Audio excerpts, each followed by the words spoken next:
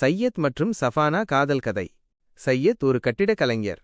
நேர்த்தியான கோடுகளிலும் தர்க்க ரீதியான அமைப்புகளிலும் அவர் அழகைக் கண்டார்.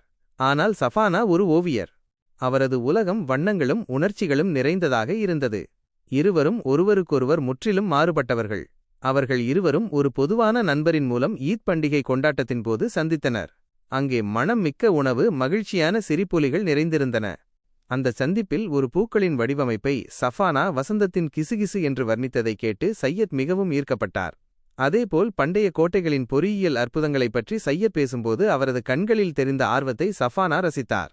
அவர்களின் காதல் ஒரு திடீர் வெடிப்பு அல்ல, மாறாக இரண்டு வெவ்வேறு இழைகள் மெதுவாகவும் கவனமாகவும் பின்னி பிணைந்தது போல இருந்தது. சையத் அவளைத்தான் வடிவமைத்த புதிய கட்டிடங்களை பார்க்க அழைத்துச் செல்வார்.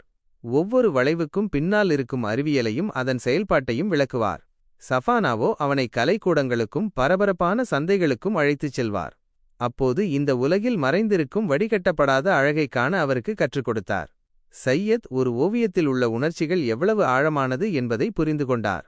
அதேபோல் சஃபானா ஒரு வரைபடத்தின் துல்லியத்தில் ஒரு புதிய வகையான கவித்துவத்தை கண்டறிந்தார். முதலில் தயங்கிய அவர்களின் குடும்பத்தினர் பின்னர் இருவருக்கும் இடையிலான இணக்கத்தை பார்த்தபோது மகிழ்ச்சியடைந்தனர்.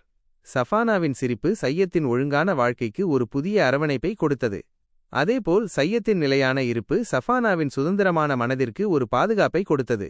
அவர்களின் திருமணம் இரு உலகங்களின் அழகான கலவையாக இருந்தது. பாரம்பரிய இசையும் சடங்குகளும் கலந்த ஒரு விழாவில் சஃபானா தனிப்பட்ட முறையில் வடிவமைத்த நவீன கலை தொடுதல்களும் இருந்தன. அவர்களது கூட்டு வாழ்க்கை சமரசமும் பகிரப்பட்ட கண்டுபிடிப்புகளும் நிறைந்த ஒரு தலைசிறந்த படைப்பாக இருந்தது. அவர்களின் வீடு அவர்களின் காதலை பிரதிபலித்தது. ஒழுங்கமைக்கப்பட்ட ஒரு அறையில் ஒரு சுருக்கமான ஓவியம் தொங்கியிருந்தது. ஒரு ஒழுங்கான திட்டத்தின் அழகையும் திட்டமிடப்படாத சாகசத்தின் சுதந்திரத்தையும் இருவரும் ஒருவருக்கொருவர் கற்பித்தனர். இரண்டு பேர் ஒரே மாதிரியாக இருப்பதை விட தங்கள் வேறுபாடுகளை போற்றி மகிழ்வதில்தான் மிக அழகான கதைகள் உருவாகின்றன என்பதற்கு அவர்களின் காதல் ஒரு சான்றாக இருந்தது.